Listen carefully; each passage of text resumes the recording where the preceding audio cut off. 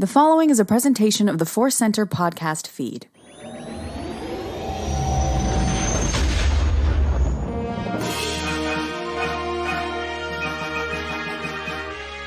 From the center of the galaxy, this is the Force Center podcast feed, and this particular episode is the Andor Report.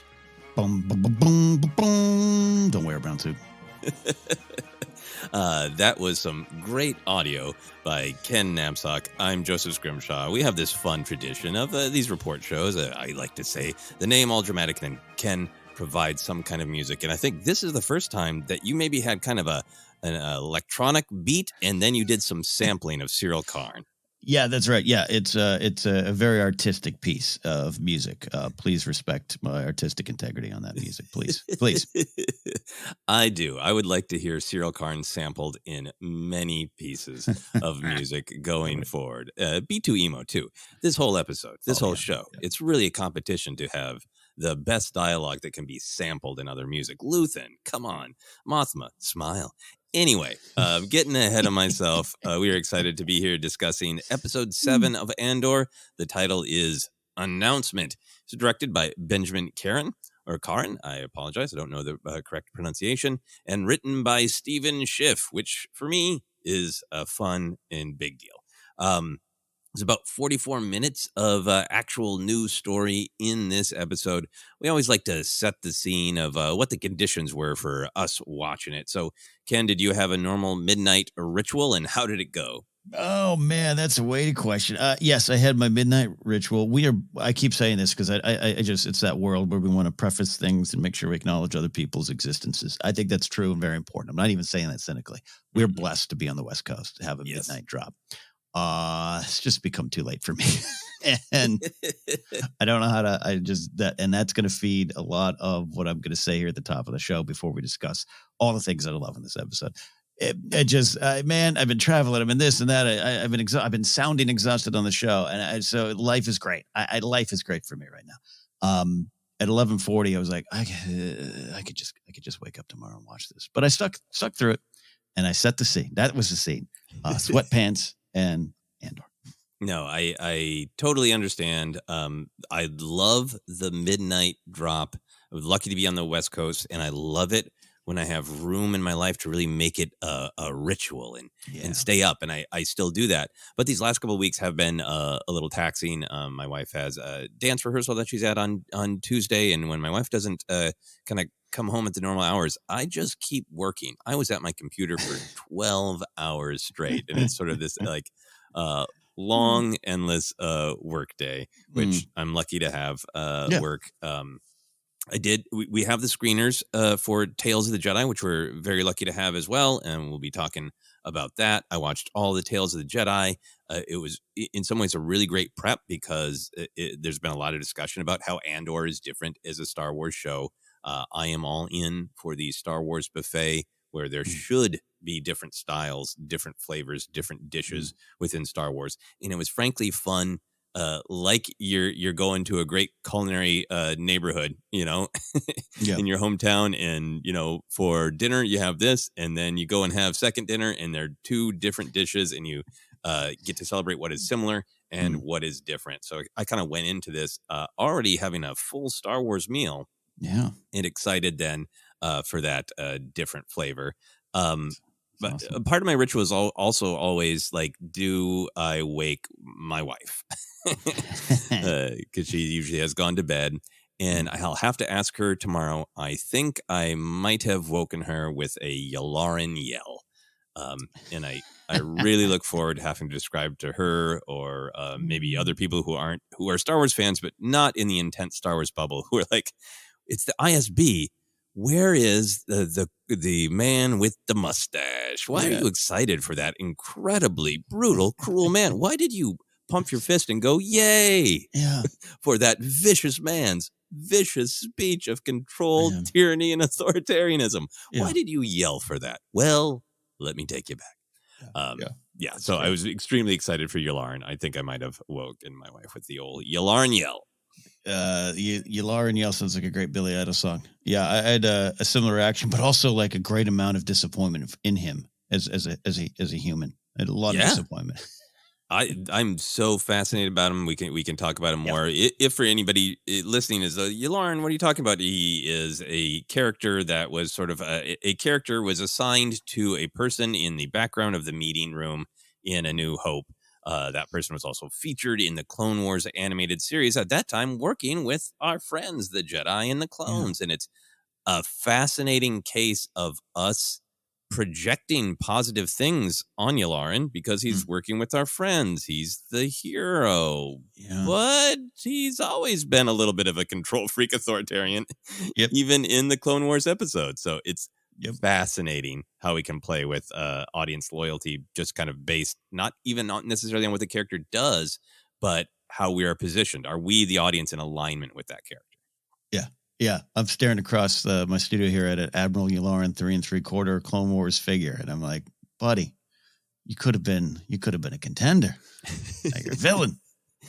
You could have been that fourth person who knows what Mon Mothma's talking about. Yes. No. All right. So we always like to set the scene like that. I had some tea. I had some whiskey. I had some excitement despite being tired. And we'd like to go into our overall reaction, painting an honest picture of where we're at.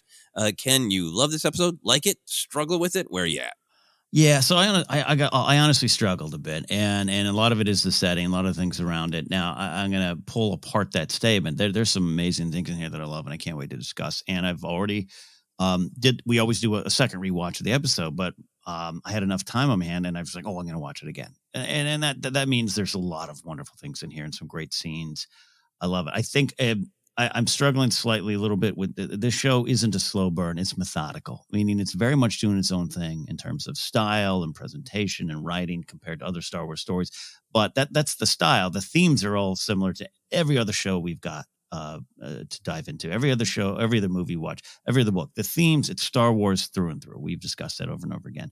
But the style is different, and it's very confidently repeated every week for me.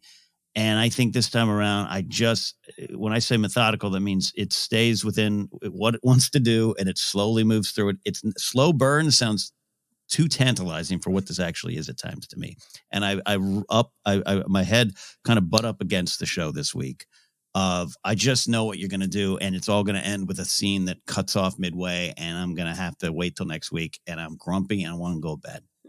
and I just have to say, and it did that.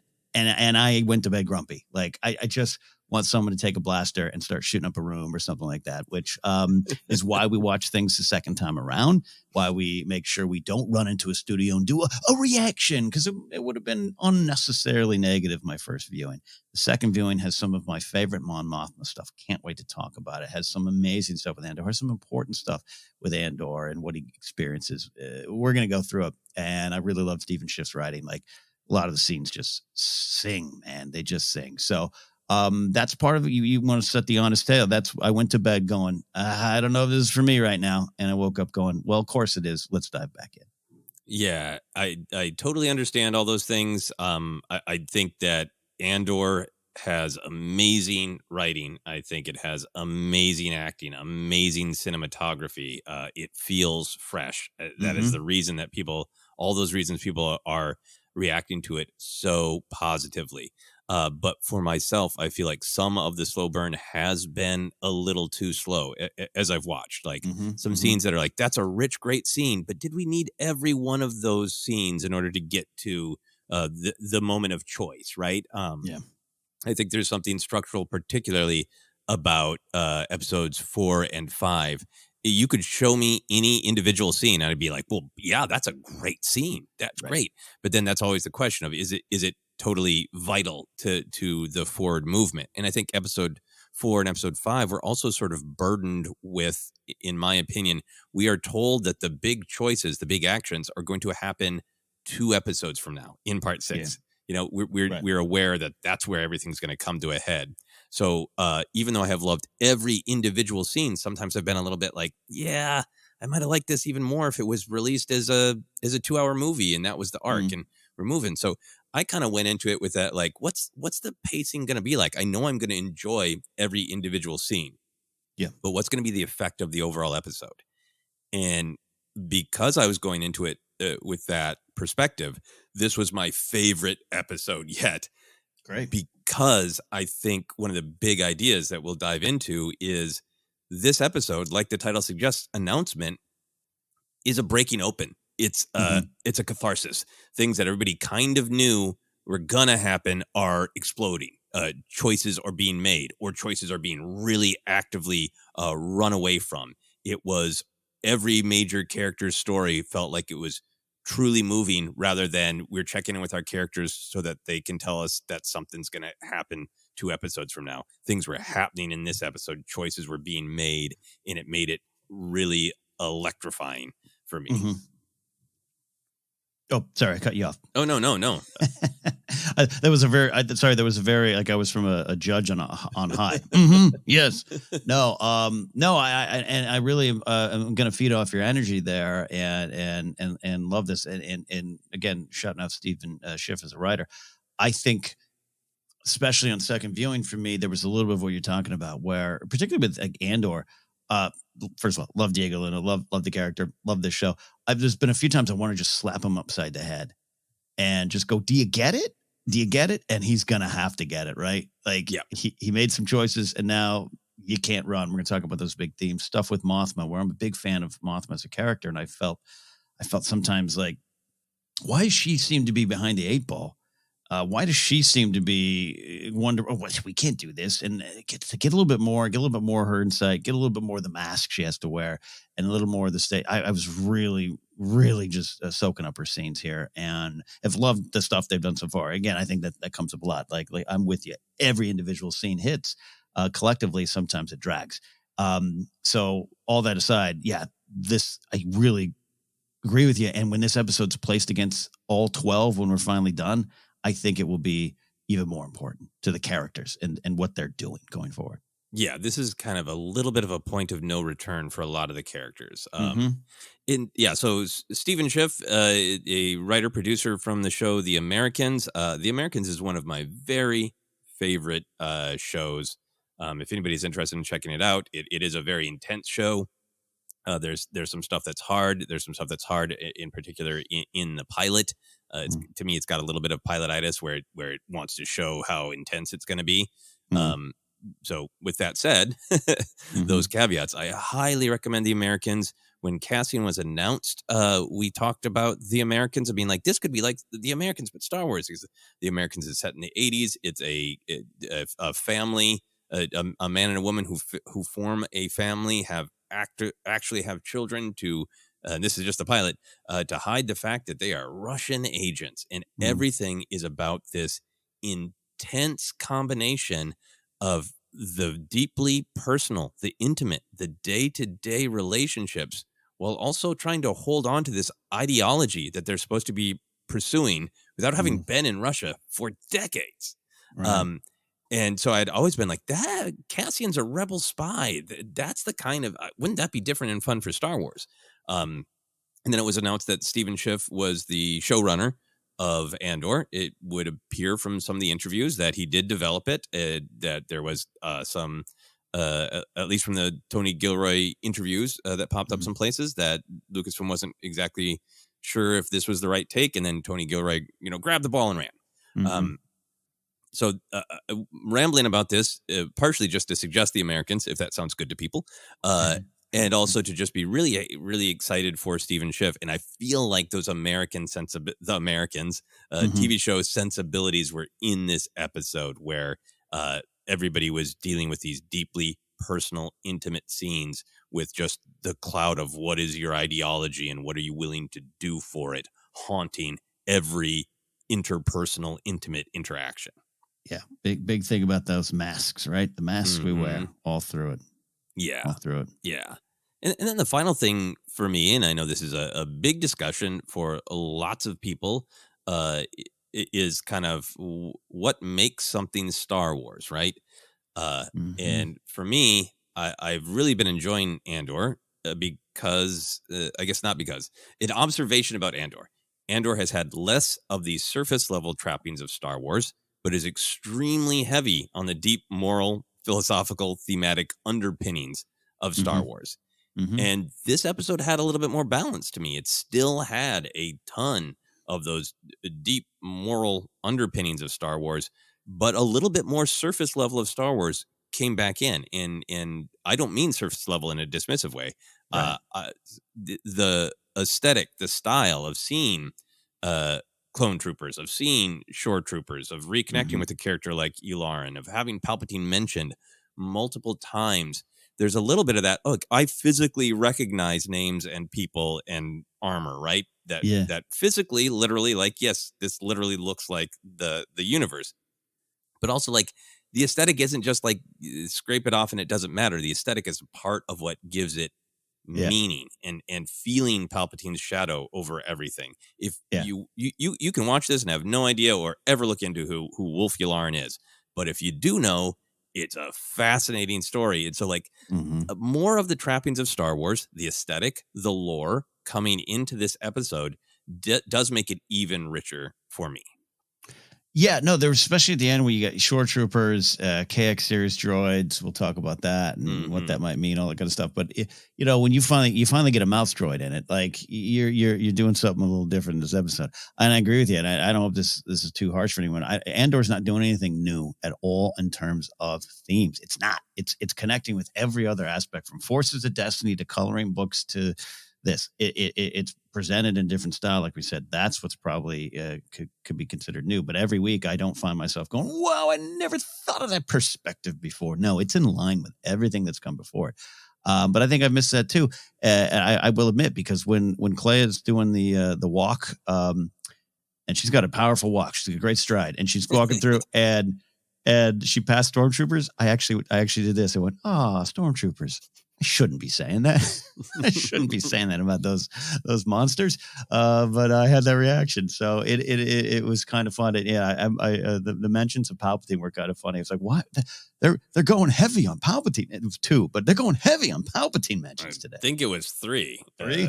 Yeah. Woo. Even heavier on Palpatine. Wow. Yeah. Turn it up to 11 with the Palpatine. So anyways, but I don't say that cynically, or to say that there hasn't been Star Wars previous in the previous episodes, or I get it. It's this weird debate that's going on, and what is Star Wars? That's something that you and I have discussed about. It can change from property to property. There's sometimes I pick up a comic book and go, I don't feel as this is Star Wars, and it's got all the things. It's got all Star Wars, and it's unfair to the creators, because I think it's a moving target. It really is. Yeah. And this episode, I liked a lot of things that popped up. Yeah, and I understand. I think there are different kinds of inclusions of things that we know or recognize from Star Wars, from previous Star Wars stories. And there's this, Leonardo DiCaprio pointing meme level of how much is it that's there because it's fun, because I recognize it, right? Yeah. And I think there are very few things in Star Wars that feel to me like that was thrown in for us to point and go, I recognize that, I remember that. And the things that were featured in this episode have meaning. Yeah, Clea having to march by stormtroopers who are just like, you were. That's not okay, cool. I recognize them now. I feel safe. Now it's nostalgia. Now it's Star Wars. Yeah. That's the meaning of stormtroopers, right? That yes, they're just standing in a transit area with their guns out. That it's about control. It's about what they've always meant, but it's digging into that, Yeah, totally. Yeah. Well, enough of that. Yeah. Enough of that. Enough of that overall picture. Let's get into the specific ideas that are at stake in this episode, specific themes and ongoing developing ideas throughout this whole show. Where did you go, Ken? What jumped out at you?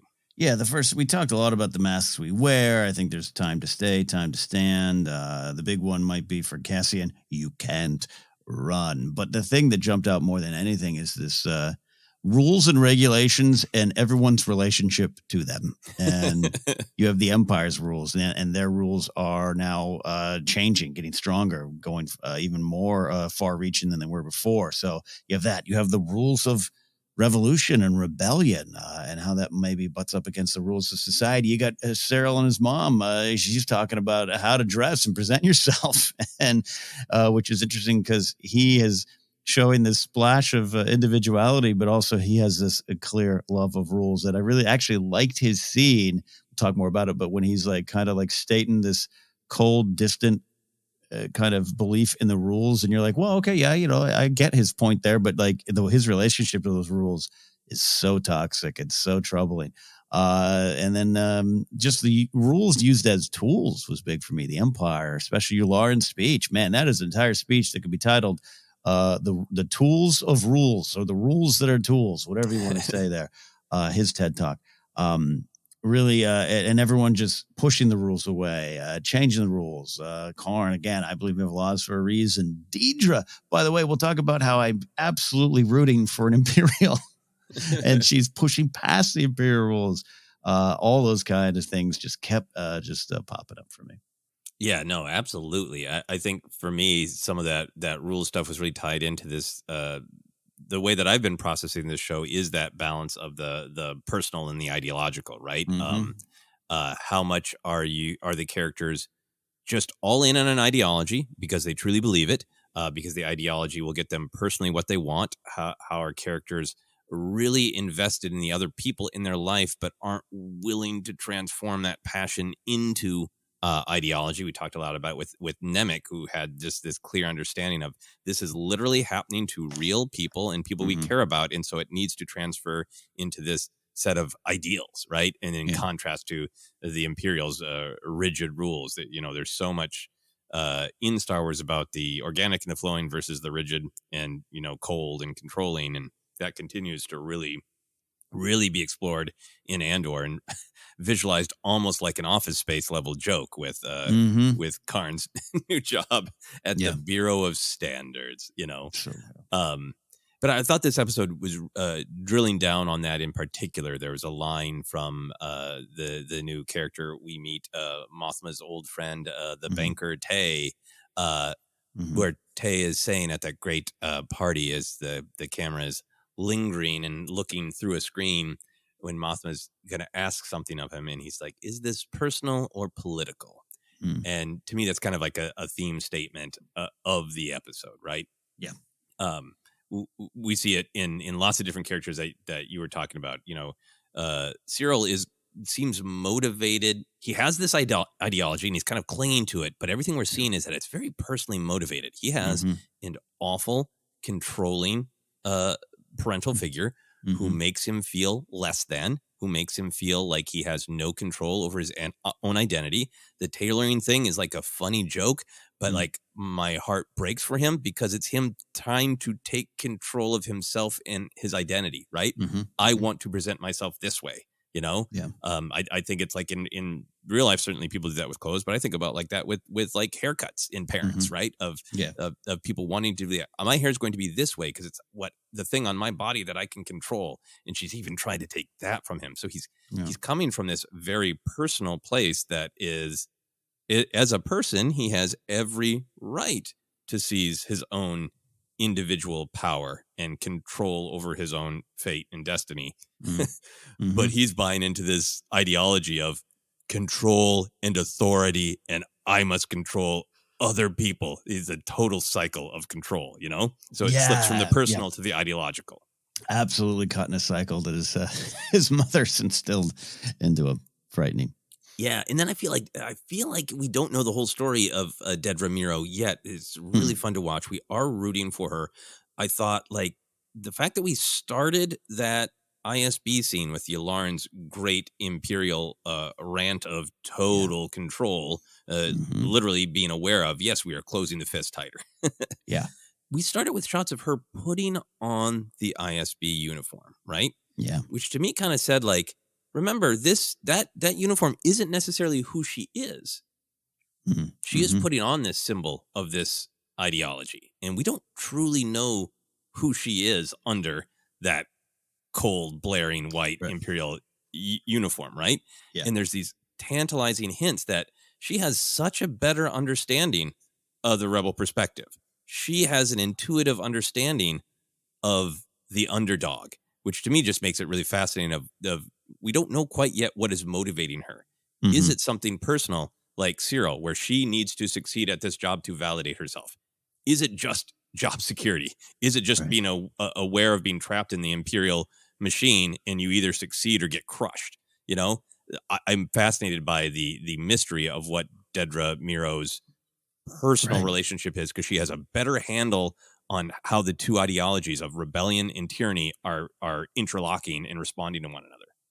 Yeah, no, it's been absolutely fascinating, and I don't think with her, just like I don't think with Cyril, I don't think it ends in a redemption song, but to find out more about it, and it's been fascinating. We say it almost every week now, where like I'm almost surprised how much like, but it's weird. Just to jump a little bit to her moment here, not only when Patagas, Anton Lesser, Partagas, when he's like does the turn and she's going to have her moment in the sun and Blevins' play has failed, the music's even inspirational. Like it so pulls me in. I'm like, yeah, she did it. Her boss gets her ideas here, man. She's really tuned into squashing this rebellion, and it's been one of my favorite little subplots of the show, and a gut check on my soul to make sure I'm not rooting too hard. But it's been fascinating. Yeah, no, I totally agree with you. And I've got some more thoughts on that moment. But I just wanted to continue talking about that kind of personal ideological divide for a few minutes, because I thought that was what was part of what was so engaging about this episode, is we kind of check in with each character and how they're doing on this idea, right? Mm-hmm. Luthen is really pushing himself to focus on the ideology, the cause over people, the cause over individuals, right? Cassian's a loose end, so he wants him dead. He claims to Mothma to be totally unconcerned about the casualties, right? But if you're not willing to risk your conscience, then surrender and be done with it, Yeah. But then there's that shot where Mothma leaves. Clea is still, hard as stone, unyielding, but Luthen's face just collapses, and there's this sadness, and you get this suggestion to me that all of that really hard-nosed stuff he was saying to Mothma is the stuff he needs to keep saying to himself, because he does feel the personal. He does feel the loss. It is a tragedy to him, but he believes that this ideology is not going any further unless he's willing to sacrifice people. So he's forcing himself to do it. Yeah, I love that take on it, because I think it's very real. And when it's appropriate in this episode, I think we should dive into Clea, Luthen, and their relationship. I'm fascinated. And I'll say this right now. I don't trust her. Not that she's an Imperial. I just, there's some energy there where I'm like, oh, okay, your approach is different. And he's got a little bit more, dare I say, lived in experience. I don't know her background, so I don't want to cast her aside there. I really love what you're saying about that scene. About, he's trying to convince himself 100% there. It's weighing on him. I'd love to talk about that great Clea and Vel scene, because I think this is another point where this idea of the balance between caring about individuals, caring about your personal motivation versus just utter commitment to the ideology is Clea and Vel are like the two sides of Luthen, right? Obviously, they're characters in their own right, but Luthen is presenting himself to Mothma as cold and unyielding, right? Clea really appears to be cold and unyielding. She's not sure about Mothma, totally almost flippant about the lives lost. And she's like, yeah, whatever. I recruited Termin. It's a bummer. Anyway, this is what revolution looks like, Vel. She's saying about just killing Cassian. He's a loose end, so he has to die, right? No concern, no discussion about the kind of standard Star Wars ideas about how do we fight? How do we you fight back against oppression and tyranny and cruelty without becoming those things? And Vel seems to be more on the other side to me, of like she clearly believes in what she's doing and fighting for freedom, but she is still deeply concerned about her humanity, her relationships, right? She's so concerned about Cinta, who she's clearly in a romantic relationship with. She's clearly upset by the lost lives. She is kind of at this meeting because she clearly wants FaceTime with Luthen, and that keeps being dangled of what is their connection? What is, that's one of the few times we've seen Luthen totally break out of fear that she wasn't taking the job seriously enough, right? Almost willing to pull the mission. So there's something between them. So Vel in that scene, she's concerned about Cinta. She's concerned about Luthen. She's concerned about the morality of hunting down and killing Cassian. It's all about people. It's about the people within the ideology for her. This is fantastic stuff. This was some of my favorite stuff in the episode. Just goes into just looking at the actual what we saw as it combines and crashes into the themes. I think there's absolutely this idea that Vel wanted to talk to Luthen, and then Clea feels that I don't even think Luthen knows Vel's there. Is my thought. And that Clea is intercepting that, and because Vel saying, "I just really thought he'd be here." Says a lot to me, and that could it be Clea hiding? This is why I say I don't trust her, or is it knowing that, man, the two of these get together, whatever their connection is, they're going to cry over dead soldiers, and we're going to lose our way. And I'm fascinated by it. Also, last week, and even some of our Force and listeners, I remember this was questioned in our Discord of, hey, you guys didn't talk about Cinta clearly killing the hostages. I'll say this: I don't think she did. I don't think it was Claire. And now I think I'll mend a little bit of even if she did, I don't think it was on, it was in her heart. It might have been on orders. And who do those orders come from? And how much is Clea involved? And is Clea more of a Saw? Is she more of a Mon? And is Luthen in the middle of it? I am fascinated by this stuff. This is what one of my favorite things this episode and this season has done. Yeah, I feel like Cinta was fascinating in the other episode because she clearly has deep feelings for Vel, to me. Yeah.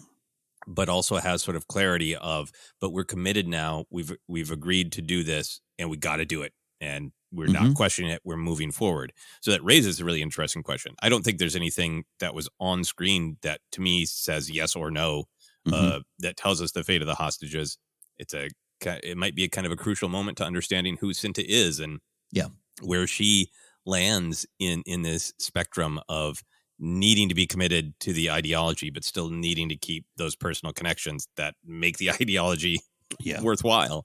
Yeah. It's just fascinating because Vel last week so clearly says, we talked about part of the themes of, to the commandant there of, you would kill everybody. We don't do that. And I think you're right to say there's no yes or no about Cinta killing the hostages.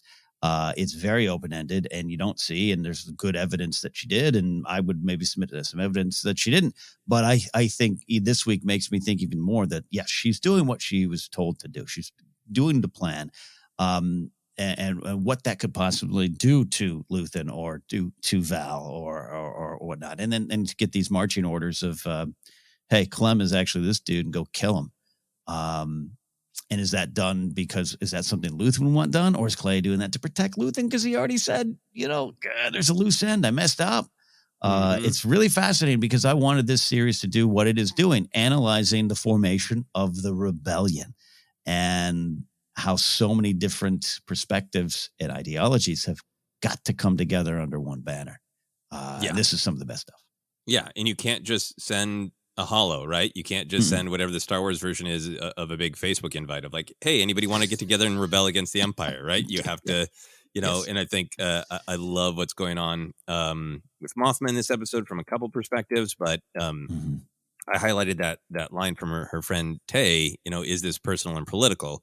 And me feeling like the answer is it is both. And that's what's happening in Mothma's scene. She is being pushed by Luthen, now is the time to take action. Now is the time to take risk. Things are rolling. This is the time to do it, or it's all just this rebellion, this resistance is gonna wither and die. Yeah. So she's taking this bold step, but the way that she can take this bold step for her ideology of fighting for freedom is through the personal, of connecting with this old friend. She literally says, can I call back our old kinship and share some truth with you, right? Yeah. And then and they have their banter back and forth about him going my politics might be a little bit strong for your taste. And once she basically says in code, I would like you to finance unknown rebel possible violence, and I won't tell you how you're helping me do that. My politics might be a little bit strong for your taste. I think in a show that was a little bit more on the nose, she might have called back as so it is personal and it is political, Tay. Yeah. But I just thought that was fascinating because that whole scene was so personal. I think there's that intimacy of being in danger together. There's that intimacy of they've known each other for a long time. They knew each other when they were young. I get the vibe that maybe Mon would have far preferred to be married to Tay, but somehow she got stuck with Perrin. So Mhm. there is something almost, I feel weird saying this, but it's almost a sensual scene because it is like Mhm. an emotional striptease for both of them of how much can I share. There's clearly a connection. There's clearly a vibe to me. And then there's Yeah. that, how much can I share? So it's this deeply personal scene about the political. Yeah, yeah, and especially if you factor in some of the stuff we've heard in interviews about Mon Mothma's marriage and the age, and partially maybe arranged in some way for family reasons. I don't know, and it's almost not fair to factor that into the show until they reveal it. But I absolutely, yeah, I'm with you on that. I mean, I kept kind of yelling at my screen like, "Stop holding his arm, Mon. Let his arm go." Perrin's watching, like, what are you doing? Spy better. Like, I just was like, but it spoke to the connection and the warmth. He brought a lot of warmth to this character. Tay Colma brought a lot of warmth for a banker. Tough to do. And I love that. I love the moment where, they got all the shared history. And he basically was like, hey, so I don't vote for the Imperials anymore. I've changed my party affiliation since we've last really spoke. I thought it was so real and intimate. And you're not wrong saying sensual, particularly at the beginning. It's just kind of coded in what's going on and Perrin's, the relationship with Perrin and their past. Yeah, it was juicy in a great way. Yeah, and I absolutely loved that line from her. There's just so much steel from her, right? In contrast to her scene with Luthen, where she was shaken. Now this is her arena. This is her choice. There's so much resolve. She's got that line. I've learned from Palpatine. I show you the stone in my hand. You miss the knife at your throat. Great line, and it also made me think that like she is trying to bring Tay into her trust. There's some actual intimacy going on, but hey, if everybody's looking around at that party and gossiping, like, is Mothma having a fling with this Tay guy from her youth? That's showing everyone the stone in her hand, so they miss the knife at their throat. Yeah. No. Gosh, I think I'm trying to put the words how I love this character of Mon Mothma. I've studied her even more and more over the last couple of years, right? Rebels and even Rogue One. And just, I always reference the Return of the Jedi novel for a great reason. There's some solid Mothma stuff in that was built into the story by George. And I've been slightly frustrated with her as a character so far, to be clear, not the performance, not the writing. Sometimes I get pulled in these stories as if it's all real, Joseph. I'm watching these real things. And I've been disappointed because she seems so off balance at times, so kind of behind what's happening. And I love her relationship with Luthen, and they got to speak in code and everything. And this was the episode where I was like, oh, perhaps she was duping even me. I still think there is some real truth to her kind of going, whoa, what are you doing, Luthen? I think there's a great fear. There should be. This all leads, by the way, to not only her speech in Rebels, but it leads to the flipper of action from Radis and all those things we've talked about and celebrate. So she wouldn't necessarily right now be like, yep, F it, let's go fight. So I'm fascinated by it, but I love the moment with Tay. I love that line, the whole moment of her kind of pulling down that mask and saying, the Mon Mothma that people think they know is a lie. Love that moment. Really great moment for this character. Extremely powerful. Yeah. And I think she is somebody who's coded about, she never loses the people within the politics, right?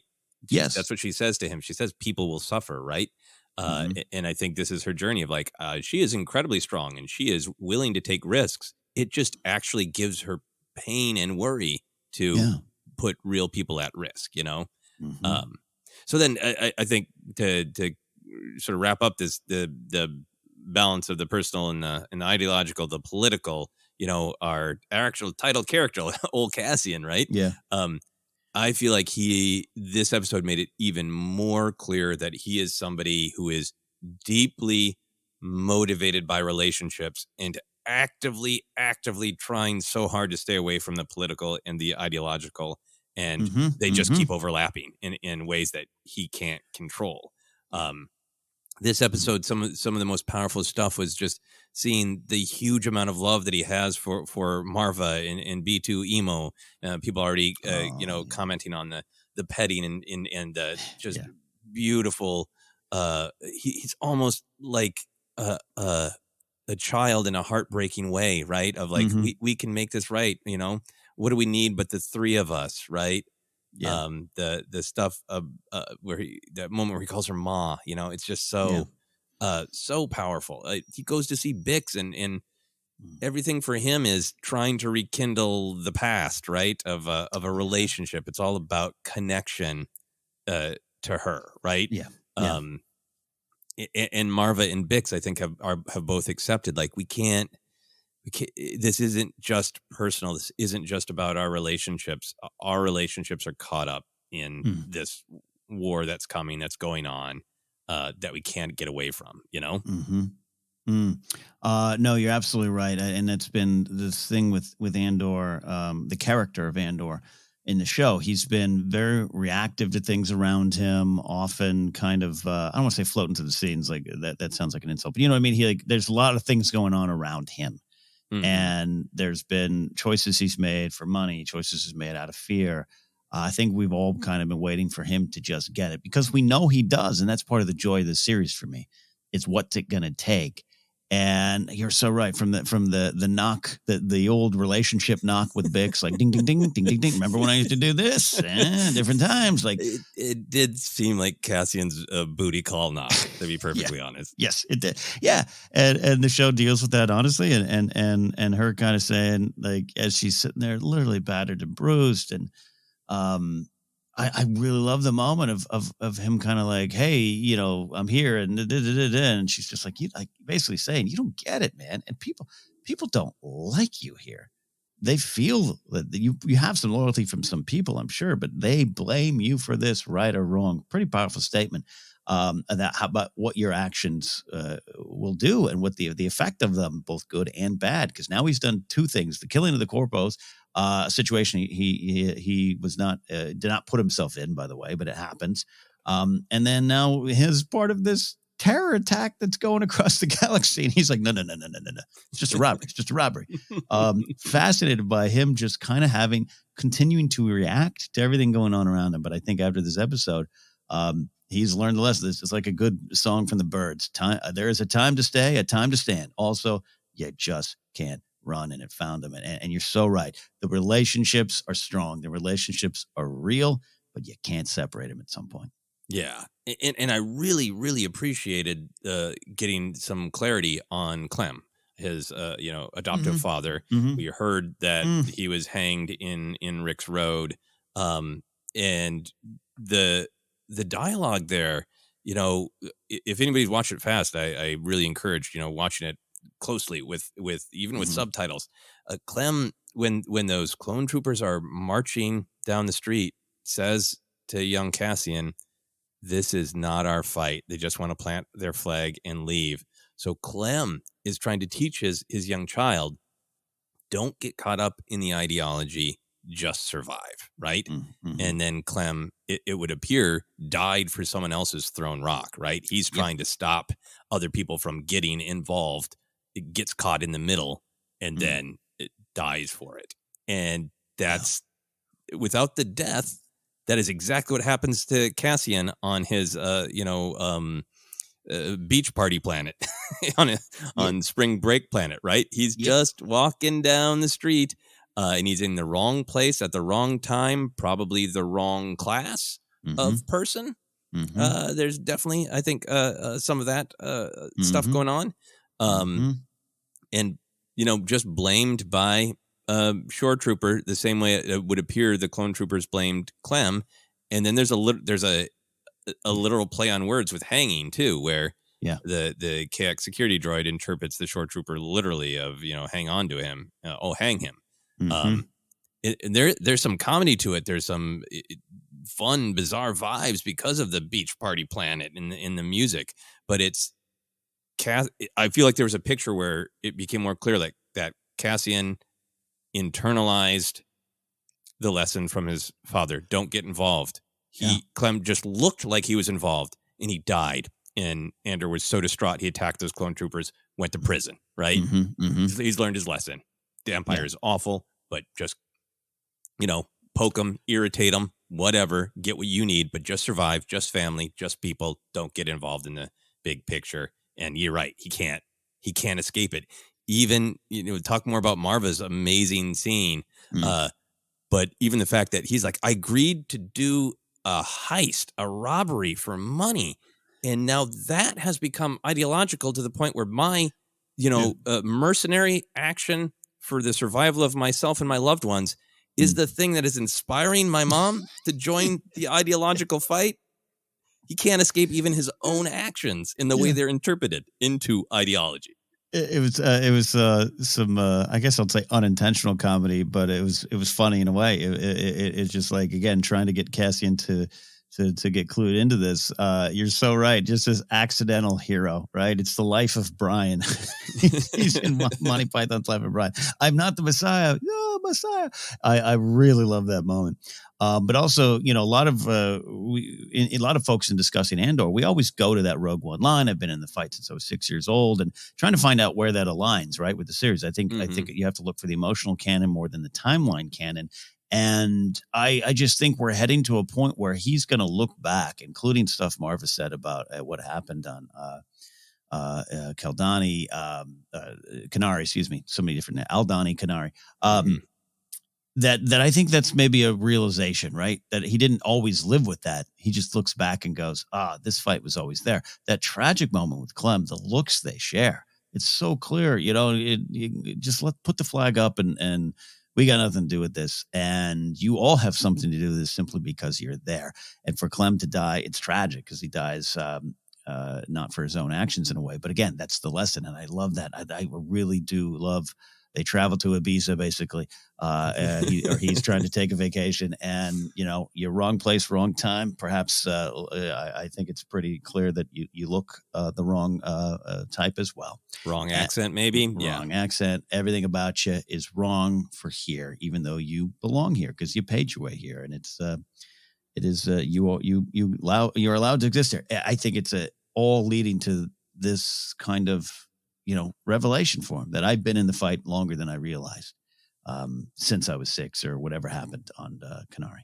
Yeah, I feel that way too. I think whatever happened to have that band of children, Casa, Carrie, his sister, alone, it was not just an accident, right? That something happened when he was about 6 years old. And ever since then, as he looks back, he's like, yes, I have tried to look away from this fight, but the fight has always found me. I've never had a choice not to be in the fight. I didn't accept that I was in the fight, but I was this entire time. And I think that speech to Jin is, there's a sort of tragedy because Jin has kind of been in the same position, but is really trying to say, I can just not look up. I can get away from it all, and Cassian's really making that argument because I don't think he fully understands that they're very, very much the same in that moment, that I have had a life where it has come to me. And I haven't had a choice since I was 6. Yeah. And I like how they're getting there. And I'm not predicting that there's going to be this moment where he says, gosh, I realize I've been in the fight since I was 6. I don't even need that, but it just seems like all roads leading to that kind of revelation. Yeah. And we're seeing that contrast that we were both really excited for just from the trailers of there are people on Coruscant who can ignore it for the most part, right? They have the right job. They say the right things. They, probably give money to the right thing, and they can just be like, I'm maybe not sure about the politics of the Empire, but I'll keep it to myself and go to parties and they'll be fine. And Cassian's living a life where he can't do that. The other big idea that I wanted to talk about, and we've touched on this a lot, but I did want to kind of separate it out because it is the thing that I think was so satisfying to me about this episode, is I thought there was this a big theme about sort of a breaking through, about committing to action. Different characters are at different levels of trapped in systems, hiding behind masks. But in this episode, lots of people very specifically broke through and made a choice.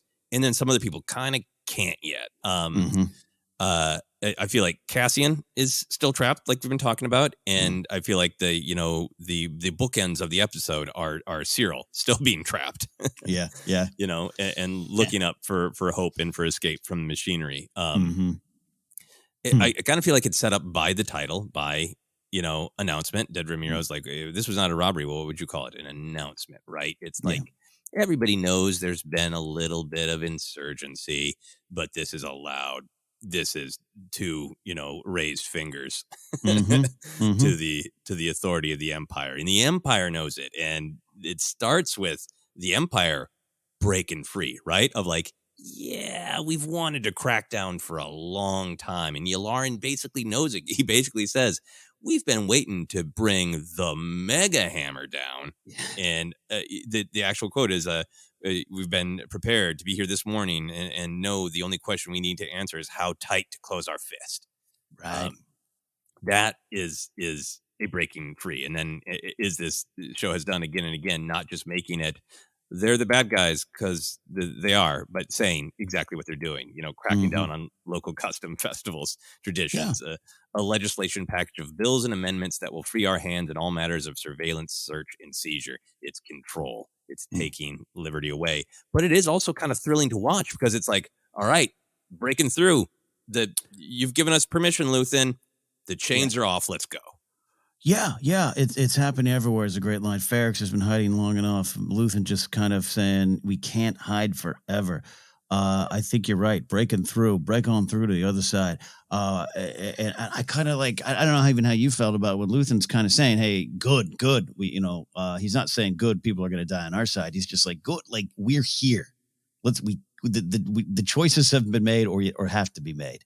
We can't hide forever. And part of that is the Empire realizing they can't, sit back forever. Yeah, no, I think it's really great to see that Luthen wanted this reaction. He wanted the overreaction. This is where Dedra Meero is on point, where she's like, this is what they want. They want us to overreact so other people can feel the tyranny, see the I don't know if Dedra Meero would call it tyranny, but feel the control, right? And all of it is supported by what happens at the very end. What would have been a 6-month fine for, kind of bogus charges is a 6-year, which is directly, Luthen caused that, fully Luthen and by Andor taking it.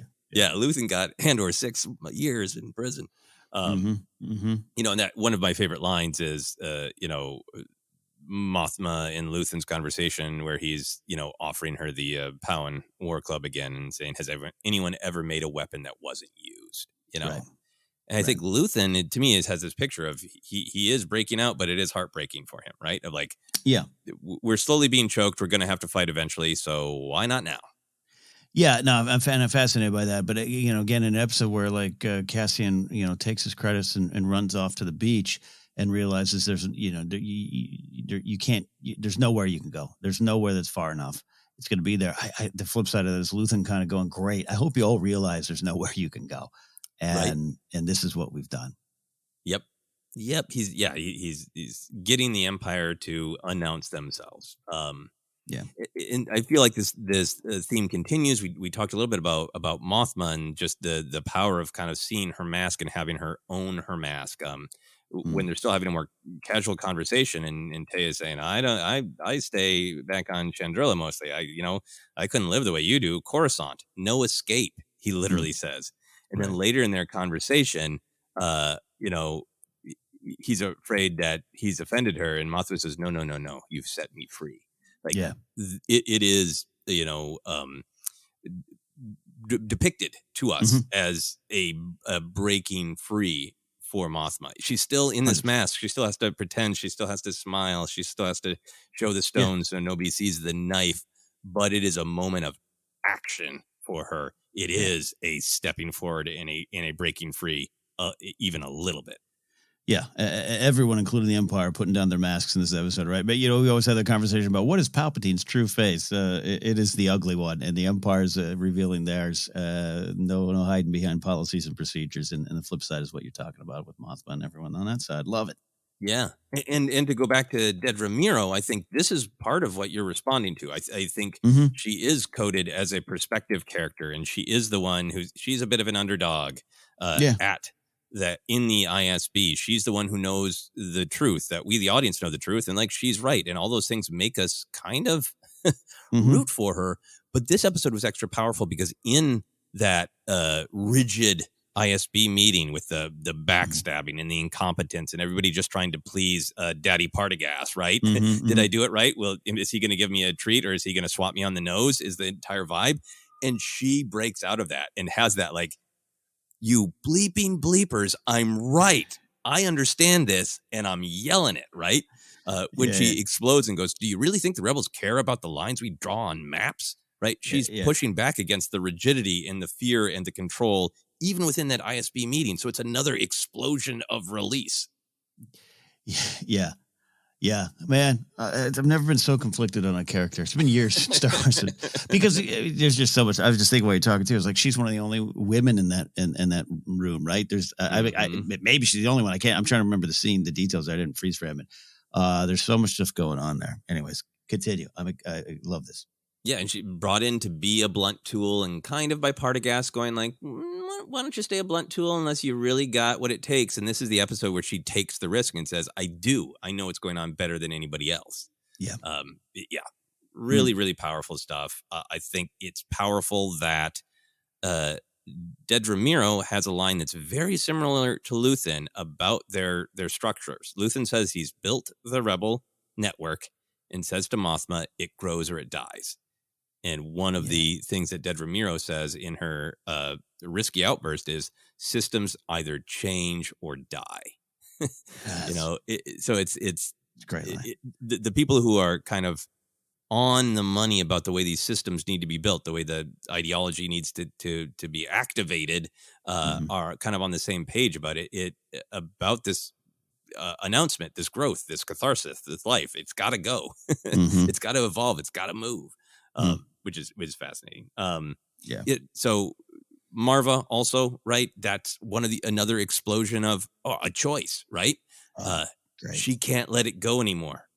She said, we learn that she can't walk down Rick's Road, that she's taken the long way through the center of her community for 13 years because she can't see the place that her husband died because it hurts too much to force it down, right?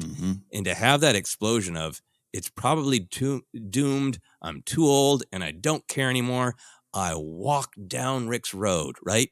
To have this picture of rebellion being like, yeah, it's scary, yeah, it costs, but the freedom to be honest with yourself of like, I will not repress my anger anymore, I will not repress my defiance anymore. Is another huge explosion of release and choice.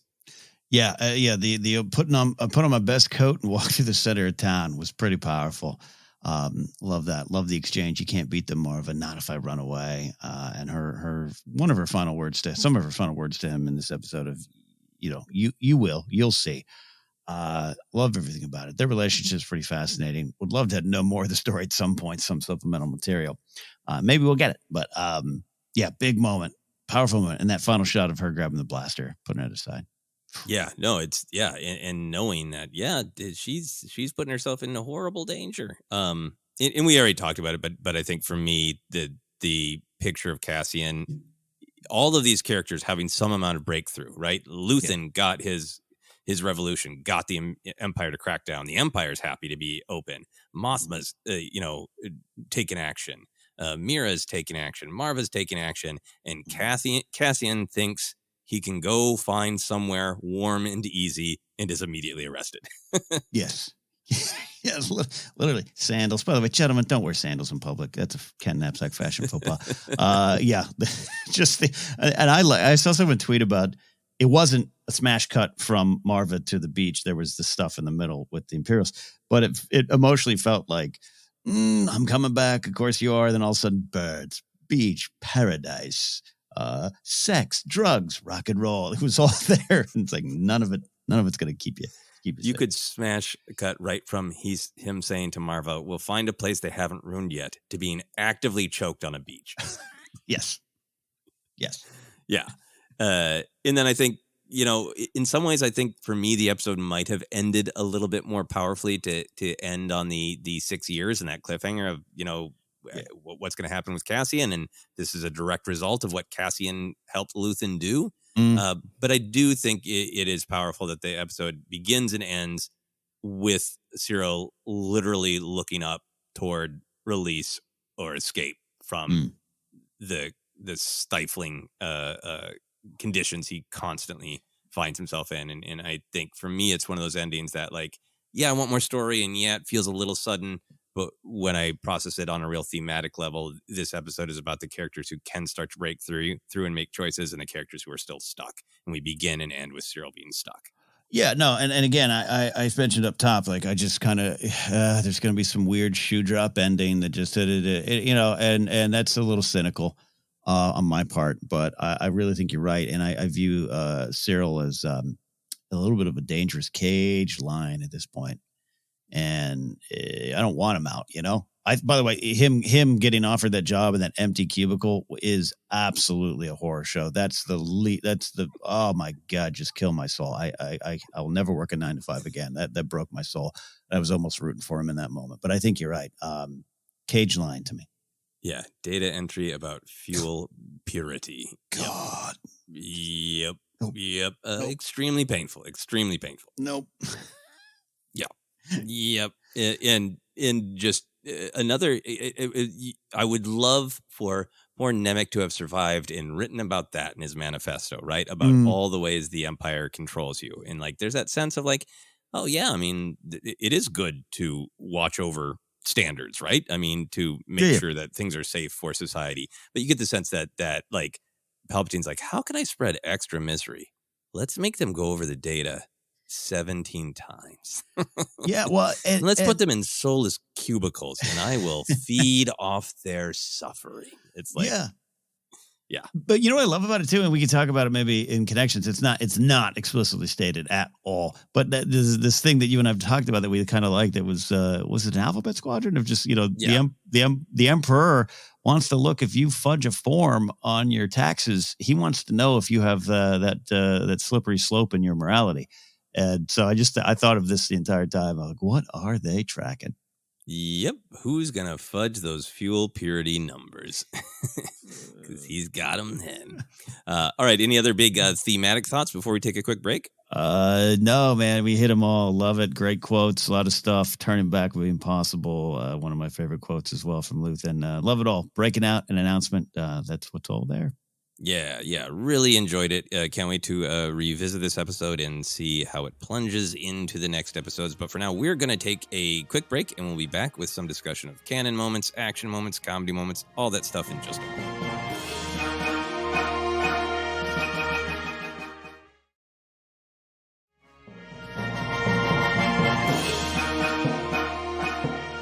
And we are back to continue our discussion of Episode 7 of Andor, Announcement. We always like to talk about canon connections. We sometimes talk about just, hey, there's the fun thing. Here's a recognized species or alien in the background. But then we also talk about those moments of connection that are meaningful. And it ranges in Star Wars from the deeply meaningful to the fun. And everybody has very different and very strong opinions about what is meaningful, what is fun, and what is cheap nostalgia. You be the judge as we discuss some of these things. Let's talk Yularen. I couldn't contain myself and shared some of my thoughts about Yularen. But were you excited to see Yularen? And if so, why? No, I was. And so it's funny. I don't watch it with the subtitles the first time. But now with Andor, more than any other show prior, I've been watching the subtitles just to see what's revealed. So I went to bed. Number one, like I said earlier, a little grumpy over the show, the presentation. But I was like, I hope that was Yularen. And it's not quite a match face-wise. It's old man, white hair, slick back with a mustache. So it's a match, but it's a little different than New Hope. And so I woke up in the morning and I made sure, I was like, I got to have them subtitles on because I got to see if it's Yularen. And it was. And I was happy. I was happy in the sense of also how far this guy's fallen, man. You fought alongside Jedi. And yes, we look back. It's one of the fun things to track. His relationship to Anakin in particular is pretty fascinating, which is funny because, you're not done working with him, buddy. I to see him and to just hear him, even using the word henceforth. It's like you're speaking Palpatine's language. You were one of his buddies, not unlike, of course, Panaka. Just maybe not as Panaka's not as intense and to all this stuff here. It was like I said, mighty have fallen, but also so wonderful. And again, a case of I don't know and don't quite fairly care how they put it together, Gilroy and his team. And I don't know if Stephen Schiff was like, I'm really excited to get Yularen in there. Maybe he was. I don't know. Don't care. The end result is wonderful. This is the character that would be there. We haven't necessarily been on the show calling out for the character, but it makes a lot of sense, and it worked. I've been hoping for him since we're in the ISB. This is Mhm. where he would hang his hat. Again, this is the kind of lore and canon connection I like, because it's not like, I hope Bosk shows up at the ISB. Well, there's no Right. reason for him to be there, right? So, so Right. that would be if people are like, there's some trouble in this sector. Here's a picture, and it's Bosk. It'd be like, yeah, okay, that's fun, right? Yeah. But Yularen should be there. Yeah. You know, it's important. And like I said at the top, I think he is fascinating because he's probably somebody that Palpatine has had his eye on for years, of like, this is a person who doesn't feel things too personally. He falls in line with the ideology. And even the fun, playful moments on Clone Wars are mostly him rolling his eyes at the Jedi needing to do things their strange way and not just follow the rigid rules of engagement. So, you know, like, there's this perspective that he's fallen, but also at the same time for him, it's like, what are you talking about? If you said that to him, it's like, what are you talking about? Yeah. The Jedi were messy. They kind of tried to do what the Senate asked of them, but they kind of tried to do their own thing. And that's just messy. No, we have an organized government led by a strong leader, and you shouldn't defy it. And we're going to crush it, right? I mean, to him, he's still fighting the Clone Wars. These are separatists, right? This is a pocket of those separatists that a bunch of people he worked with died fighting that war, and he's still fighting it, you know? Yeah. We even get Mothma, you know, not using the term rebels yet, but still using the term separatists for some of the people she's helping. Yeah. Fascinating, right? Yeah. And then the other thing for me is Yularen, I think, is you know, one of those characters that's on that range of people who like Star Wars and have seen the films many times and, you know, read books or whatever, could still maybe be like, who's that Yularen guy? And then, like, within a bubble, he is, I think, really well known, and enough for people to go like, is Yularen going to show up? He should. It's the ISB. For all of that, and for all that discussion that Andor is not about your cameos and your deep cuts, he is presented as a reveal. The way it's shot, right? We see, like, ooh, there's someone even higher up than Partagas, bringing the fist down. Who is it? And fine, if you don't know who Yularen is, it works as there's a faceless controlling figure, and then we see the face, and it's this harsh man with a mustache. But for me, I'm like, show me the mustache. Show me the mustache. I'm waiting for the shot. And it was a reveal shot. Yeah, it was. Of the bad man with the mustache, and I yelled for Yularen because it was a reveal. Yeah, I don't, you know, and you know, again, you and I talk often. You know, I love my Imperial officers, and I don't know why, because I shouldn't. It's just something. It's silly on some level, but it's great. And I think you're right. It was, yes, to many, it might have just been Boss Man number one. But I love the way it was filmed and presented. Yeah, I mean, and I like the character because it's a fun, you know, back canon fill of that guy in A New Hope, and spent time with him in the Clone Wars. I like all that stuff. But what is powerful about the character is the story of perspective. We, the audience, feel like, what happened to you, man? How did you fall? And from his perspective is, I didn't fall. I never changed. I drilled down like you should. And that's the value of the character to me, ultimately. Yeah. I know. I agree with that. 100%. All right. Sorry. I will let... No. Oh, come on. Move on from Yularen. You're allowed to go. You know, how many times have I just absolutely talked for hours about Radis or something like that? This is or Moff Jarrod. Like, come on, man. This is your time. Yularen is the anti-Radis. Instead of slapping the flipper down, he's closing the fist. We had a trooper bonanza in this episode. We saw the stormtroopers in the transit station, and we saw the clone troopers marching on Ferrix. We saw a young Cassian about to attack the clone troopers. I was so thrilled to see shore troopers on Space South Padre Island.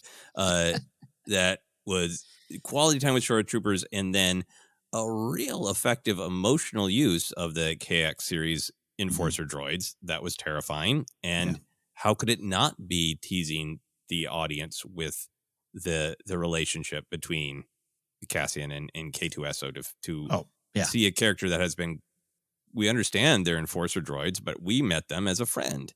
and Cassian's friend, and now to see them in this other context. So how did you feel about the trooper and enforcer droid bonanza in this episode? Yeah, jumping to the reveal of the shore troopers when that one's in the background again had much like the early reaction. Oh, stormtroopers! I was like, oh yay, shore troopers. Then you got the one Sam Witwer voices the ones interacting with Cassian, and the only thing I'll say about that one is you got to firm up that armor, buddy. Like you're falling below Imperial standards. A little shaggy looking shore trooper there, but loosened the armor a little bit, a little too hot on that planet. Nyamos, I believe, is the actual planet's name. Nyamos, yeah. Love the sequence, yeah, and without a doubt. So, it's fascinating to me, and then there's going to be probably a lot of videos about was that K2 and was the voice different? Does he get the Alan Tudyk voice when he's reprogrammed? I don't know. Maybe it is. I've read the comic one shot where they meet, and this ain't it, pal. But it's Daniel Craig coming out of the water in Casino Royale. It's this like hero shot, this sexy K2SO reveal, but it's a KX droid. You're absolutely playing on our emotions there. Yeah, I was like, it's a land shark. It looks like a Jaws moment to me of like coming up, and just like there's so much imagery in this whole series and in all of Star Wars, but this show is doubling down on the mechanized and the organic and the sort of inescapable machinery of the Empire. And I kind of like that. That was what was emotionally effective to me about it, of like, you get the sense that Cassian can maybe talk his way out of the shore trooper, can probably take the shore trooper down and run for it. But that machine of the Empire, he's done. It's got him, Yeah. Thematically, absolutely. Which is why, kids, don't wear sandals in public. I'm telling you, you never know when you got to run or fight. So I love this shore troopers. For me, that was just yes, I love this aesthetic. It is one of the ideas of Star Wars that is the intersection of cool and absurd. It is so stretching that we need a different armor for every environment, and the idea that we've joked about so often, and other people have too, about, is this considered a really fun job? You're not on Mimban, you're not a Mimban stormtrooper covered in mud. You're not a snow trooper or range trooper freezing. Yeah, you got some lighter armor. You got no thigh armor, so your thighs can breathe. A little beach time. Shore troopers. Still, at the end of the day, I'd rather be a range trooper, but that's just me growing up near the beach and getting tired of sand. But loved it. Yeah. And then how did you have an emotional reaction to seeing the clone troopers? Did you wrestle with the fact that we as the audience have often have them coded as heroes and know that they appeared to hang Clem for throwing for the thought that he maybe threw a rock? Yeah, no, I definitely didn't wrestle with it. To me, it's a sign of the times that we're there at that moment. 13 years prior, we're right here at the dawn of a so-called safe and secure society, and I think this is the show where a show like Bad Batch is really examining the clones of this time and the relationship to personal and the political, I guess you could say, it ties into that. So I liked it also because that was a trailer shot. And there was a lot of, we love diving into trailers. We do it here and we're going to keep doing it. But sometimes I laugh when it's like we all, oh my God, when does this take place? And it's a very important flashback for 2 seconds. Don't worry about it. It's got a lot of thematic importance, to be clear. But I kind of like that take on it. Yeah. Yeah. And I think it's another fascinating thing, like Yularen, we spend time with mostly pretty heroic clones in the Clone Wars animated series. There are some who are lockstep with Palpatine, the Coruscant security clones, are do some not great things. But it makes sense that they feel they've been fighting a war. They feel like they're being attacked on a separatist world, Right. And they always wrestle with, we follow orders, and is it the clone troopers or is it that Imperial? It's like, nope, we're going to make an example of this guy. Yep. Yeah. So happy to see all these different faces of the Empire or the future Empire with the clone troopers, and all of them have some kind of meaning. I always like to ask you, because I know you have law and security background in your own life experience in your family. The shore trooper was straight up being just like was like beach cop, right? Yeah. And how did you feel about that? Honest question, honest answer. There's been a couple times in the series where I get what they're doing. I think some of it is played very real, and sometimes it makes it slightly unfair for someone like me. I didn't honestly like the how many one suspect? Oh, let's send 12 officers. Officer safety is a key important thing, and that's a different discussion for me to have. Maybe it was played correctly, and it was the thematic point. Their interaction's very real, and it's very real to a lot of people. So I number one, remain respectful to that experience, but it stood out to me. I'll just say that. But also maybe there's a lesson in that. I've said some of those lines before in my life. And the fact that this is what Andor keeps running up against is important, and I enjoy what the show's doing. Is that? Do I sound like Mon Mothma at a party? No, you are being fair and balanced. I think, yeah, for what the show is portraying, it's obviously the interaction that many people have had with figures of authority. I'm been privileged to not be harassed by cops too much, but I have a couple times had that kind of interaction of, what are you doing here? And if you ask a question, that is like the most offensive thing that you could do. Like I've been, a cop gave me a ticket once and I asked why, and he threatened to, basically take me in for resisting the ticket, for asking him why am I getting a ticket?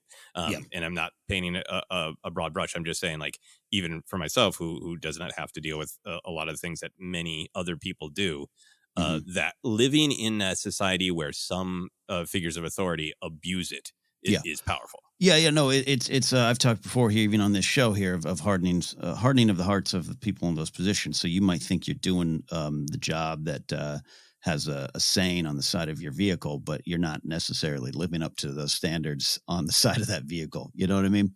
Yeah. And this is, again, a very real interaction. And it's directly coded in the person that, does not look right in this situation. And so the reaction's very true, and an experience shared by a lot of folks. And I think it is, if you're like me with my background, look, I've personally in my life arrested hundreds of people. I can tell you many of them deserved it. But a lot of situations, looking back, I'm like, I don't know if I did that. I don't know if I do that again. So the lessons of the shore troopers interactions, if it hits you a little wrong, it should. Yeah. I think for me, there's also, it's easy to get in a sort of like, the stormtroopers and snow troopers and shore troopers and all of them they're soldiers, right? They're in battles. But then I think back to A New Hope, and the stormtroopers have always been coded as both sort of soldiers and like the stormtroopers on Tatooine are transit cops, right? 100%. Stopping Luke and Obi-Wan for their license and registration, so that's always been an element of the troopers in Star Wars. Yeah, no, but I actually appreciate the question, and this show has done some pretty important things and has a pretty clear perspective, and I agree with it overall. Little things rub up against for only because of my personal experience, but guess what? There's people with a lot of different personal experiences and perspectives than mine, and I think they remain the more powerful points of view in this show. Yeah, and just kind of a great almost not comic in a ha funny way, but like in the irony of Cassian having been involved in this heist, this rebellion that is echoing out through the galaxy and is making change. And this time he's literally like, I took some credits from her, but this girl I hooked up with wants some treats and some greeny Revnog. Pizos and Revnog. We're out Pizos of and Revnog. Pizos and greeny Revnog. And I'm just going to the store. It has some. Yeah, it's. I don't want to in any way say it is like haha funny. It is ironic. Yeah, no, absolutely no. It's done with great purpose in this show.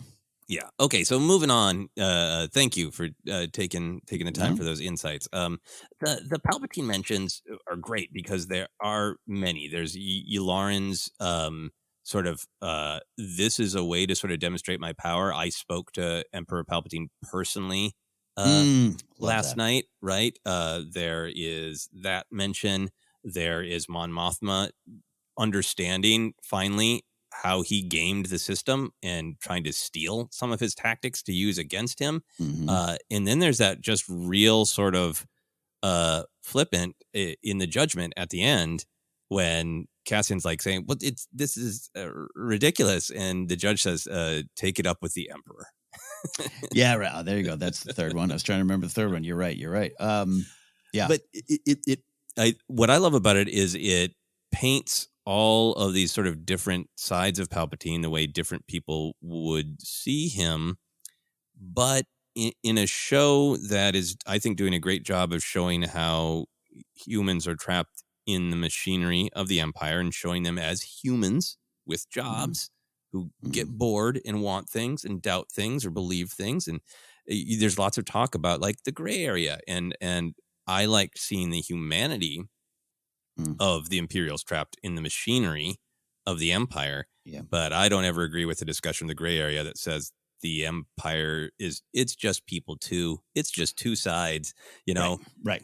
And why? Because the Empire flows from Palpatine, a tyrannical, authoritarian space wizard who only wants power for himself. And if he hurts other people along the way, that actually is great by him. It feeds him more power.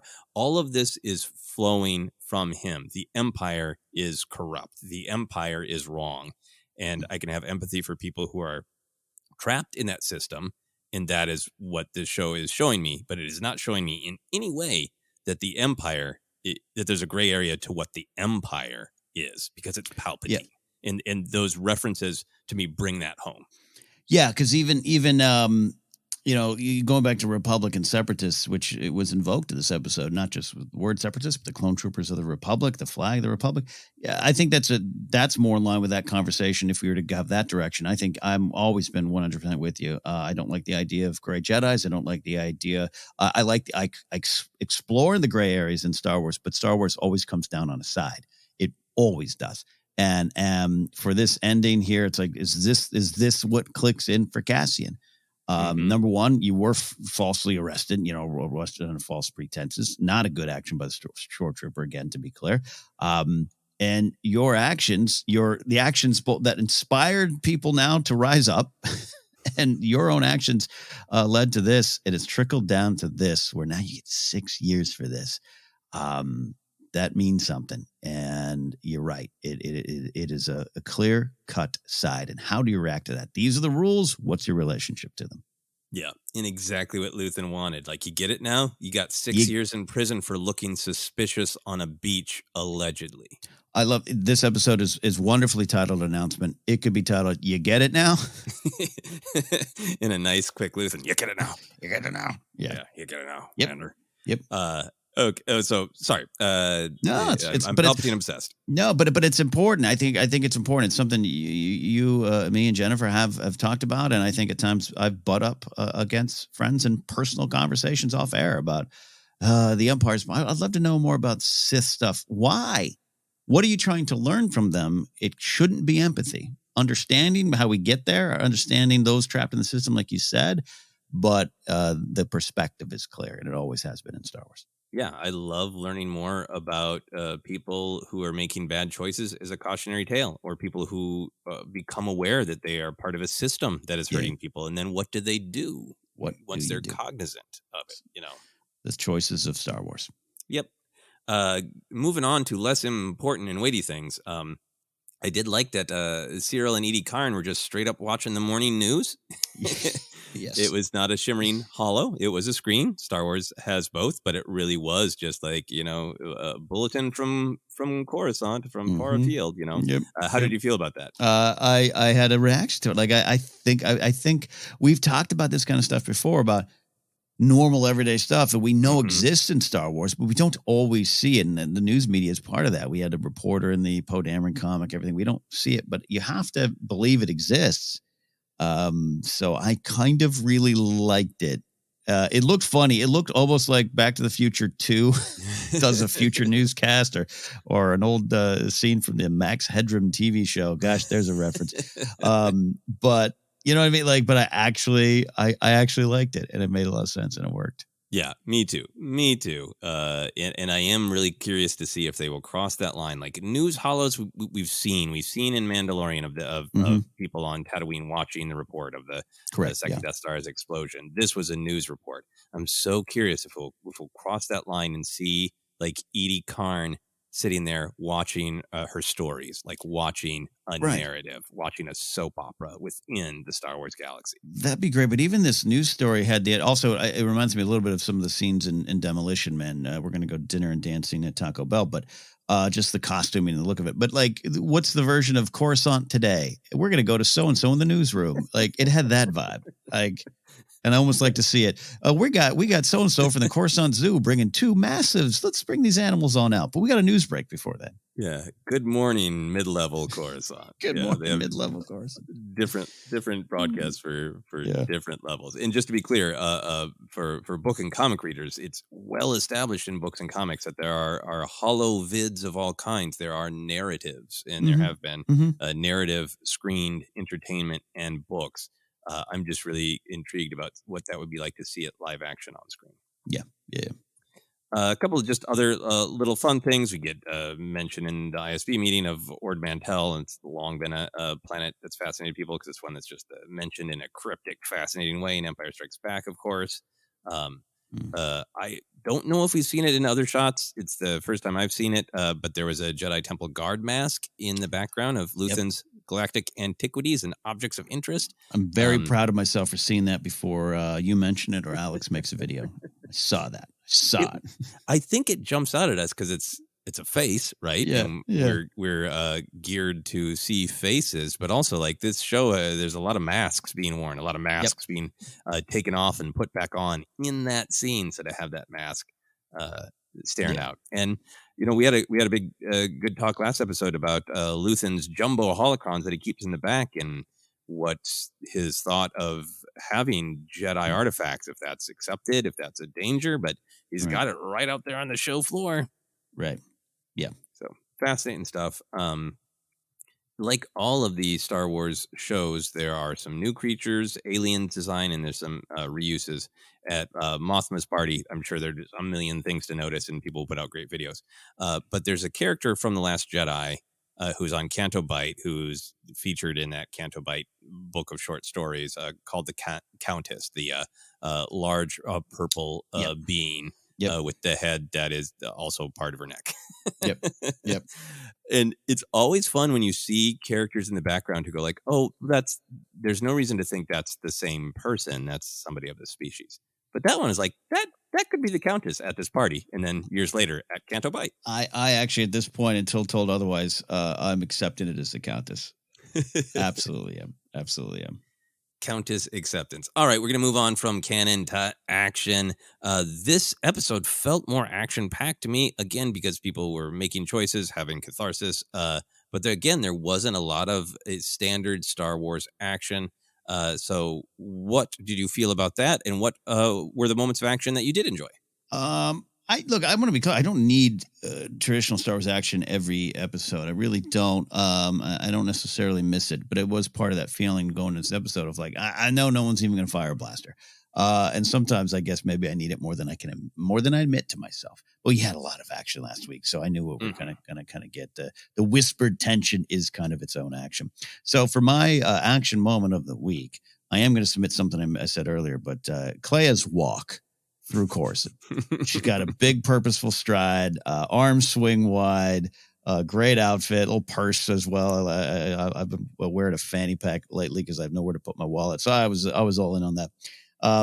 Absolutely thought it was great. And part of my don't trust her anymore. I like the character. Like what is she up to? She's something different. When she's out of that store, man, who is she? Fascinated. So that's my action moment of the week. That is very tempting for me to include in action when Cyril has to dodge the mouse droid. But I'm going to try to keep my action moments to things that like George Lucas would consider an action scene, actual violent action or a chase. So I'm going to throw on there the shore trooper running. Trying to keep up. That short trooper just hauling armored butt was great. Yeah. And then the KX droid, them emerging and them just throwing people around like rag dolls was really, really effective and scary. Yeah. It's weird. They had a weird a CGI moment, which was not weird. That takes me out of the episode. But I just in the discourse out there in Star Wars land, where we fling mud at each show based on, well, this didn't look good and this show is perfect and practical. Like, well, that clearly wasn't. And I kind of liked the imperfection of it, if that makes sense. It's a part of Star Wars. Some of the effects are so convincing and immersive, and sometimes they bump a little bit. And there's definitely some bump moments in Obi-Wan Kenobi. So it was pretty fascinating to see a bump moment of like, yes, there is some CGI in the ragdolling of those. Yeah. All right, ready to move on to moments of comedy and whimsy? Yes, indeed. This particular episode had a lot of just sort of dark. It's funny because it's the way the characters are choosing to express themselves. Yeah. There's a lot that made me laugh within dark, tense scenes. How about you? Did you find a lot of moments of comedy and whimsy in this? Really did. I mean, Cyril and his mom is a sitcom from another point of view, right? You just change the lighting and the tone and add a soundtrack, and you got a sitcom. The opening line is, what makes you think the Bureau of Standards is in the market for individuals? I don't know why it was like a Wes Anderson character moment or something. It was just like a joke that was not a joke on so many levels. I really loved that. Started the episode off that way for me. I would argue that is absolutely a joke, right? It's the presentation of the mother who parent figure who just will not let Cyril breathe. Everything Cyril does is wrong, no matter what. That's the overall intent. But like, that's actual comedy of the contrast between the Bureau of Standards being interested in people who are really just being themselves. Like, it's the Bureau of Standards. Like, you're gonna wear a curvy shirt to the straight lines office, you dummy. Yeah. It's not quite a play on words. Like, this is the Department of Redundancy Department, but like it's like, it was just really funny the way she commits to every line she has. And it's just, I really love this character, despite her being pretty frightening as a mother figure. So that was my favorite line. There's others, but that was my favorite line of the week. Yeah, I think her delivery and her performance, like we've seen in pop culture, a lot of domineering mothers, right? So I think the fact that the lines are great, her performance is great. The performance of Kyle Soller is Cyril Karn. That's what makes it sing. Otherwise, for me, it would risk on being like, this is a trope. We've seen domineering mothers a lot, but the way it's presented makes it fresh. In that the exchange where like everything says something, which is so frustrating when somebody's just riding you and they say something that's like, well, fair enough, that's accurate, but but Cyril's response was just that barely contained fury. What is it you hear my caller saying? So I don't have all the lines written down from any of their exchanges, but the way he responds, because he's kind of speaking in her, her tone and her words and the way all the syllables are hit in their sentences, right? And just even with the, your Uncle Harlow, like, what is it that he thinks I should pursue? Like every line, every exchange they have is, it's amazing. I really love this stuff. Yeah, of just like, my words are trying to play along with your concerns, but my subtext is nothing but raging fury. Understandably so. And then, in more humor of the crushing boringness of the Bureau of Standards, that the Bureau of Standards head officer, whoever he is, waits and engages. May seem a more vibrant arena than redundancy or verification, but walk the floor. Talk to any lifetime employee. You'll be surprised. Lifetime employee is the one that like takes it over into just great comedy. Yeah, some good Office Space comedy. I've seen that tweeted out already, but absolutely. Yeah, and it's even almost like a comedy cut at the end when you're like, how big of a farm is he in, right? When it's like dun dun dun, like it's almost like the koala eye at the end of the Simpsons episode where they go to Australia, but backwards. Love that. What are some other moments of comedy for you as we get out of the horror of the Bureau of Standards?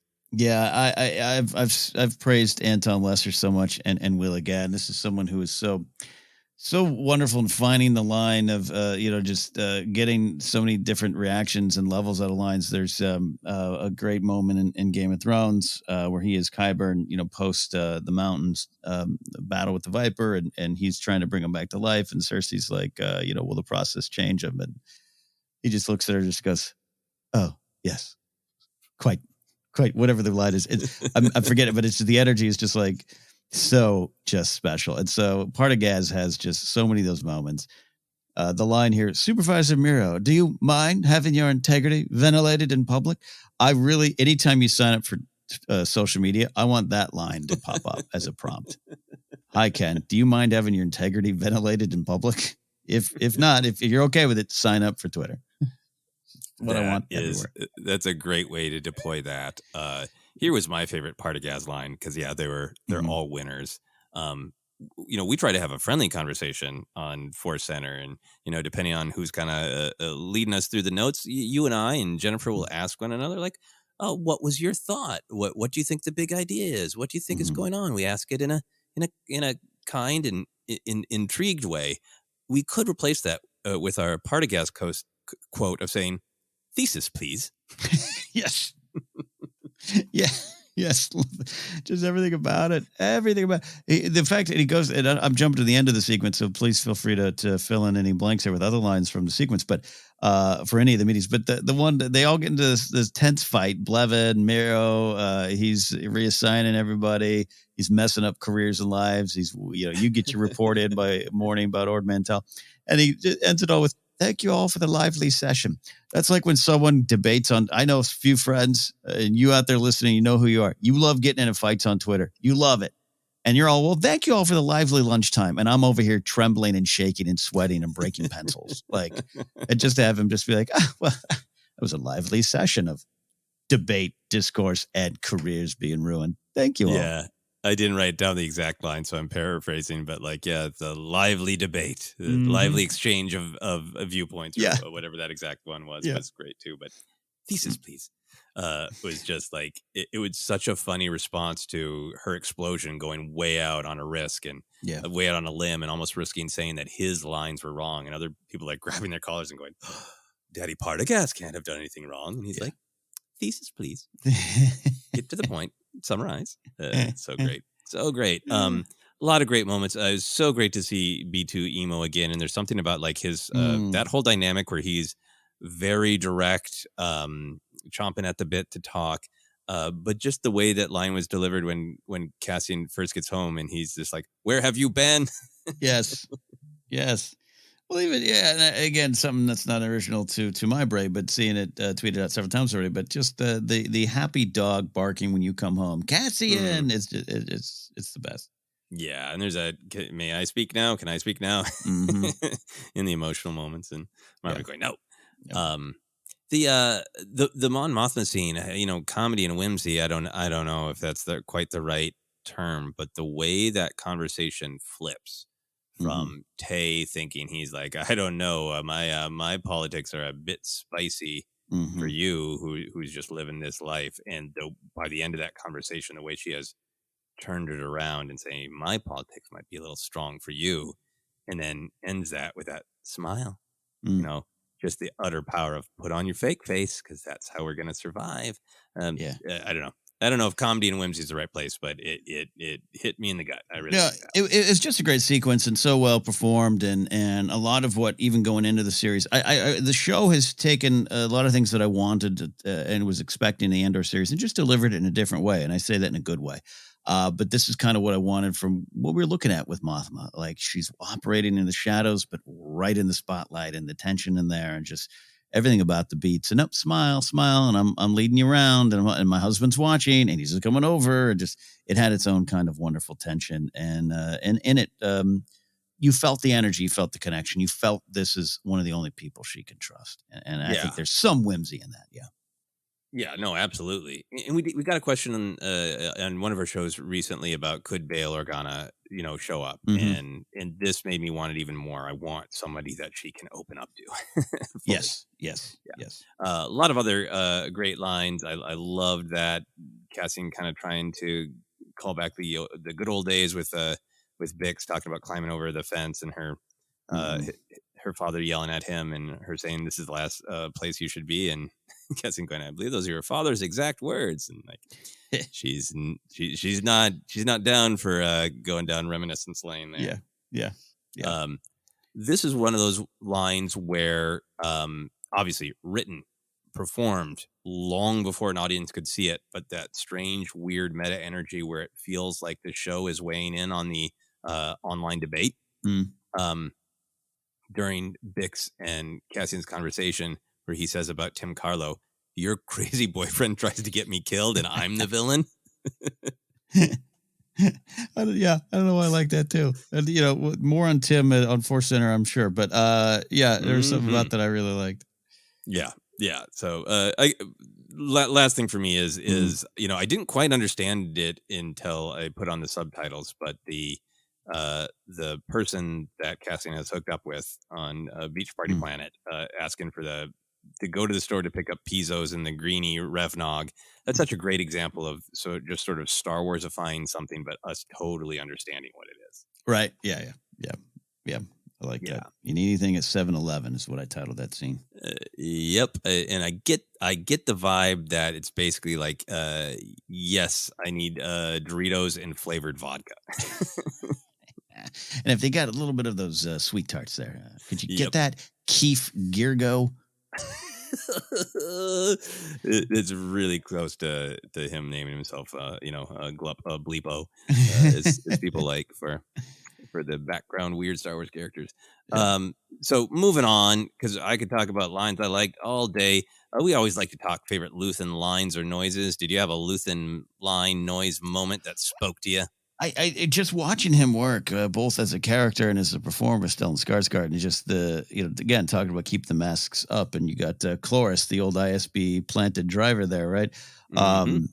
I love just watching them laugh and, okay, I won't be needing either of these. All right, we'll get more in. It just was fascinating to watch him work. Yeah, no, absolutely. And I think in that scene where Mothma is like, the door's closed, it's fine. I'm not playing these games. I want to know the truth. And he's kind of shifting back and forth for being up for bringing the mask down. That led to my favorite moment when he jumps to his big ha, everything's fine laugh as he turns around with that Powan war club. Yeah. Everything that it symbolizes of like, yep, it's time for this, whether you like it or not. Yep. The network's set, and we're going to use these weapons. Yep, we're going to use these clubs. All right, is there anything that we haven't touched on that you wanted to?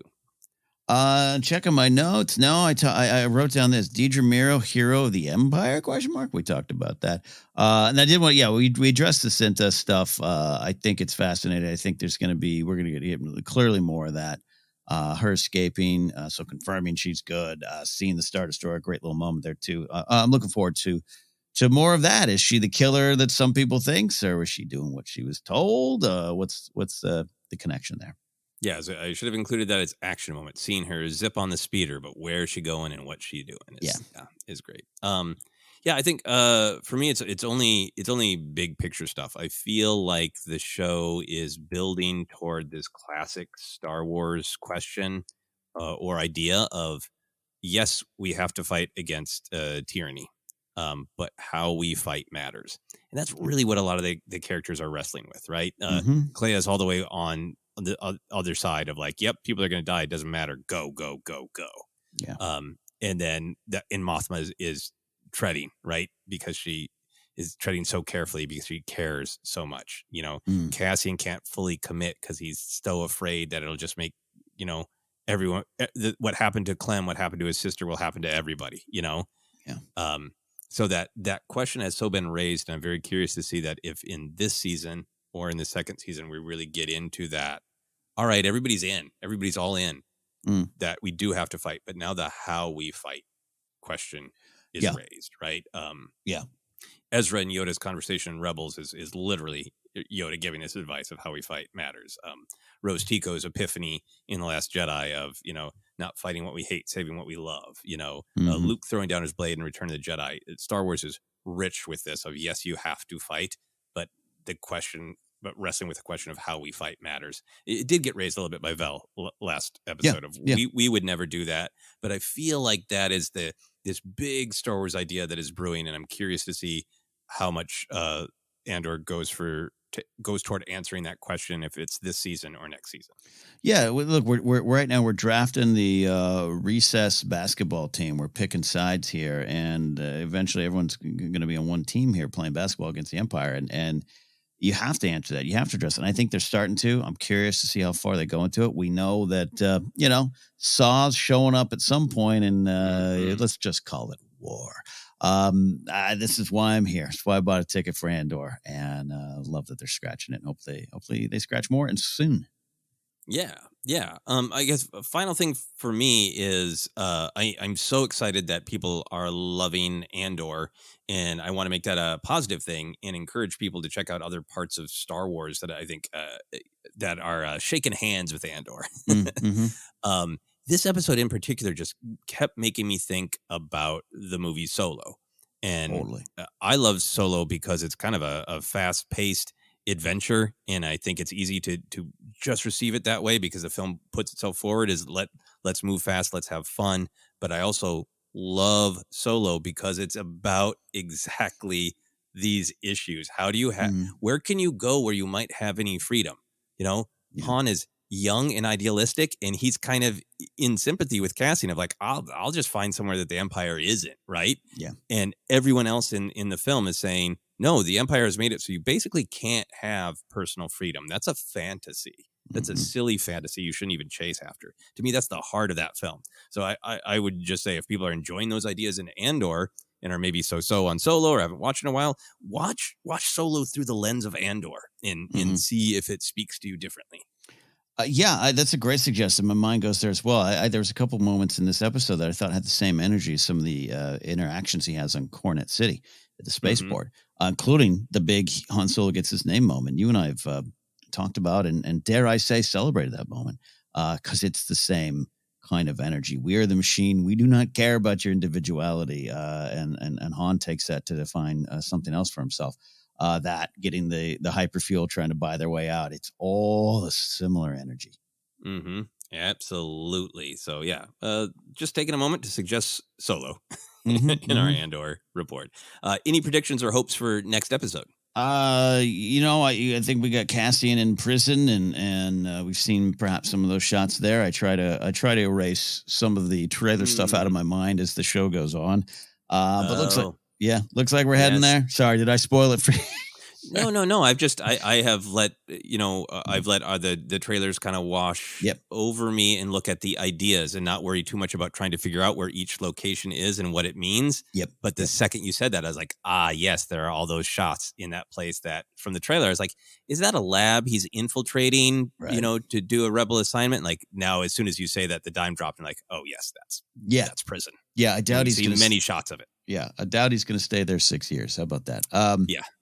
But I'm excited to see that, and I'm excited to hopefully see Val on Ferrix or tracking down Cassian. I hope at some point we have now 5 episodes left. Yes, at some point we're going to see Saw. We know this. Now it's just a countdown to when and how they play it. So I'm excited, and it's clear my malaise up top is real and honest. But I also can't wait for the next ones, and that's also telling. Yeah. And I'm with you there. There's so much I love about Andor, and I want to share that and celebrate that and enjoy that with other people. And there are sometimes some pacing things for me, and I hope that the next episodes, Tony Gilroy has been give an interview saying this one was kind of a standalone. Then we have a 3-part arc and a 2-part finale. So I hope that energy of this episode just really keeps trucking through that 3-part arc that we're going to get. We're getting another 3-part are coming. I think the tension of the series is great, and you're winding the clock, right? And you're winding up the tension. Maybe the alarm clock. We're going to start count. We're going to tick, tick, tick, tick down. I want it to get more intense. I want there to be a little bit more momentum going forward. I don't know if that's going to happen, so I remain open to what's going to be presented to me. But that's kind of where I'm at in my soul. Yeah. I want to see people, not only the reasons that they might make the choice, but I want to see them make choices each episode.